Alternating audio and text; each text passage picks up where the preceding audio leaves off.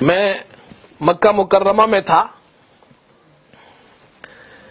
ایک رافضی ملا وہاں مسجد حرم میں.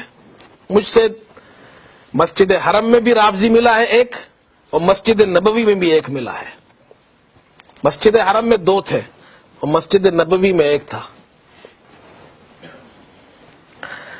اور حضرت عائشہ صدیقہ رضی اللہ تعالی عنہا کے بارے میں ان دو بدبختوں نے مسجد حرم میں بیٹھ کر یہ کہا کہ نعوذ باللہ حضرت عائشہ کافرہ تھی. تو میں نے ان سے ایک بات پوچھی، میں نے کہا اچھا یہ بتائیے آپ قرآن کو مانتے ہیں؟ انہوں نے کہا جی قرآن کو مانتے ہیں. میں نے کہا نہیں آپ تو نہیں مانتے. کہا نہیں ہم مانتے ہیں. میں نے کہا آپ جھوٹ بولتے ہیں. کہتے نہیں ہم قرآن کو مانتے ہیں، ہم شیعہ ہیں لیکن قرآن کو مانتے ہیں. میں نے کہا نہیں آپ جھوٹے ہیں، آپ قرآن کو نہیں مانتے ہیں. انہوں نے کہا آپ کے پاس کیا دلیل ہے؟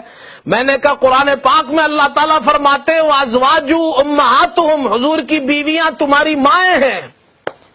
اس آیت کو مانتے ہو؟ اب وہ پریشان ہو گئے کہ اگر وہ یہ کہے ہاں میں اس آیت کو مانتا ہوں تو حضرت عائشہ میری ماں ہو گئی.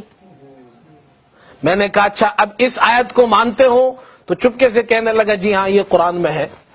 میں نے کہا جب یہ قرآن میں ہے تو عائشہ تیری ماں ہے، اور اپنی ماں کو گالی دینا دنیا کا سب سے بڑا کمینہ انسان وہ ہے جو ماں کو گالی دیتا ہو. تجھ سے بڑا ذلیل انسان دنیا میں کوئی نہیں. اللہ تعالیٰ نے حضرت عائشہ رضی اللہ تعالی عنہا کی پروٹیکشن اس ایک چھوٹے سے جملے میں کر دی ہے کہ جو بھی گالی دے گا وہ اپنی ماں کو گالی دے گا. یہ شان ہے حضرت عائشہ رضی اللہ تعالی عنہا کی. اللہ تعالیٰ نے قرآن پاک میں ان کی پاکی بیان کی، ان کی برات بیان کی. یہ دو رکوع اللہ تعالیٰ نے قرآن پاک میں ذکر کی ہے.